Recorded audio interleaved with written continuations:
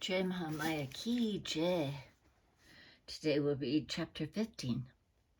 Narada said, O Bhagavan, how came the chaste Tulsi to be the wife of Narayana? Where was her birthplace? And what was she in her previous births? What family did she belong to? Whose daughter was she? And what austerities did she practice that she got Narayana for her husband, who is above Prakriti, not liable to change without any effort, the universal self, the highest goddess, who is the Lord of all? And how did Tulsi, the chief Devi of Narayana, turn out into a tree? Herself quite innocent, how she was attacked by the Asura.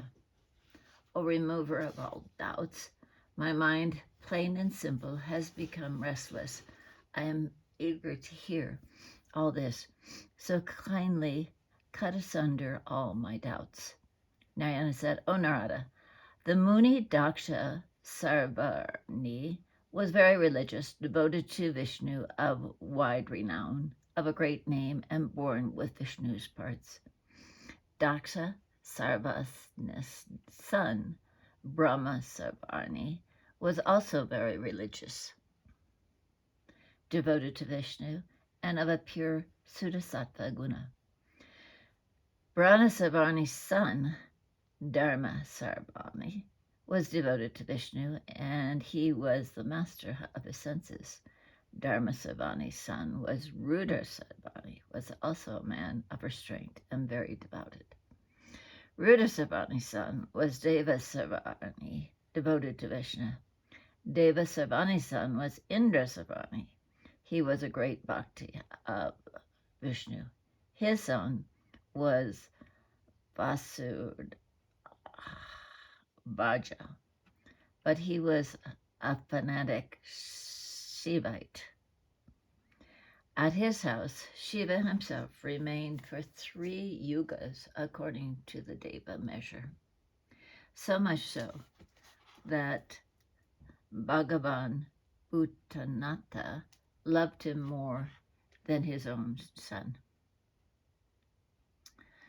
Vasudvaja did not recognize Narayana, nor Lakshmi, nor Saraswati, nor another body. He discarded the worship of all the devas.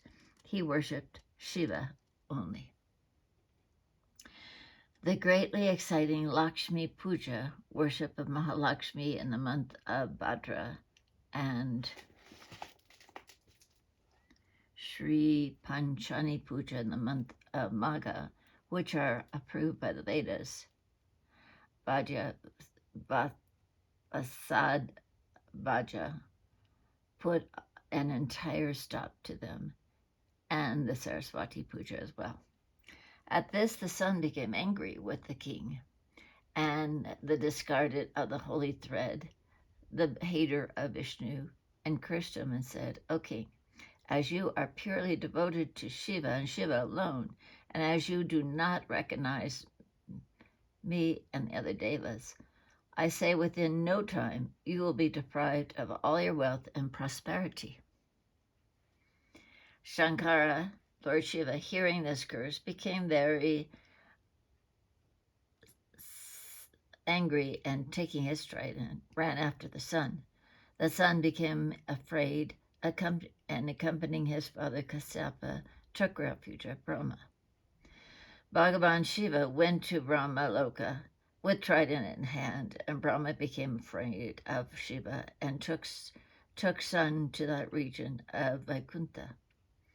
Out of terror, the threat of Brahma, Kasyapa, and son became parched and dry. The throats of Brahma, Kasyapa, and son became parched and dry, and they all went afraid for refuge to Narayana, the Lord of all. They all bowed down to him and praised him frequently, and finally informed him of the cause of their coming and with why they were so much afraid. Narayana showed them mercy and granted them abhaya, no fear. O you, who are you afraid? Why are you afraid? Take rest. What cause of fear there can be in you when I am here? Whoever remembers me, whoever he may be, involved in danger or fear, I go there with the Sudarsana discus in my hand and save him. O Devas, I am always the creator, preserver, and destroyer of the universe. I am Vishnu. I am the preserver. I am Brahma, the creator, and in the form of Mahesa, I am the destroyer. I am Shiva. I am you, and I am Surya, composed of the three qualities. It is I who assumes many forms and preserves the universe. Better go to your respective places. What fear can you suspect? I say all your fears due to Shiva are verily removed from this day. Bhagavan Shiva, the Lord of all, is the Lord of the sadhus. He always hears the words of his bhaktas, and he always hears the words of his bhaktas, and he is the king to them. He is their self. Both the sun and Shiva are dearer to me than my life. No one is more energetic than Shiva and the sun. Mahadeva can easily create 10 million suns and 10 million Brahmas. There is nothing impossible with Shiva. Having no consciousness of any other thing, immersed day and night in meditation on me with his whole heart concentrated, he is repeating with devotion my mantra from his 5 faces, and he is always repeating my glories. I am always thinking day and night of his welfare. Whoever worships me in whichever way, I also favor him similarly. Bhagavan Mahadeva Shiva is the nature of Shiva, all auspiciousness. He is the presiding deity of Shiva. That is liberation. It is because liberation is obtained from him, he is called Shiva. O dear Narada, while Narayana was thus speaking, the trident holder, Mahadeva Shiva, with his red eyes like reddened lotuses mounting on his bull, came up there, and getting down from his bull, humbly bowed down with devotion to Lord of Lakshmi, peaceful and higher than the highest. Narayana was thus seated on his throne, decked with jewels and ornaments. There was a crown on his crest, 2 earrings were hanging from his own ears, and the disc was in his hands. Forest flowers garlands were surrounding him around his neck, of the color of fresh blue rain clouds. His exceedingly beautiful forehead. The 4 armed attendants were fanning him with their 4 hands. His body smeared all over with sandal paste, and he is wearing a yellow garment. That Bhagavan, distressed with the thought of welfare for his bhaktas, the highest self, was sitting on a jeweled throne and chewing the betel nut offered to him by Padma, and with smiling face countenance, seeing and hearing the dancing and singing of the Vidyaharas. When Mahadeva bowed down to Narayana, Brahma also bowed down to Mahadeva. The sun, too, surprised, bowed down to Mahadeva with devotion. Kasyapa, too, bowed down with great bhakti, began to praise Mahadeva. On the other hand, Sankara praised Narayana and took his seat on the throne. The attendants of Narayana began to fan Mahadeva with white chauris.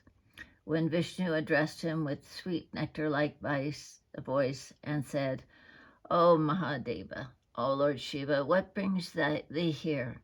Hast thou been angry? Mahadeva said, O Vishnu, the king, Vasabhaja, is my great devotee. He is dearer to me than my life. The sun has cursed him, and so I am angry. On the affection for a son, I am ready to kill Surya. Surya took Brahma took Brahma's refuge, and now he and Brahma have taken thy refuge. And those who, being distressed, take thy refuge, either in mind or in word, become entirely self and free from any danger. They conquer death and old age. What to speak of them, of those who come personally to thee and take thy refuge? The remembrance of Vishnu takes away all dangers. All good comes from them, to them. O Lord of the world, now tell me, what becomes of my stupid bhakta, who has become devoid of fortune and prosperity by the curse of Surya? Vishnu said, O Shiva, 21 yugas elapsed within this one half Gataki by the coincidence of fate. Now go quickly to thy abode. Through the unavoidable coincidences of cruel fate, Vaja died. His son, Vaja, also died. Vaja had two noble sons, Vaja and Vaja. Both of them are great Vaishnavis, but through Surya's curse, they have become luckless.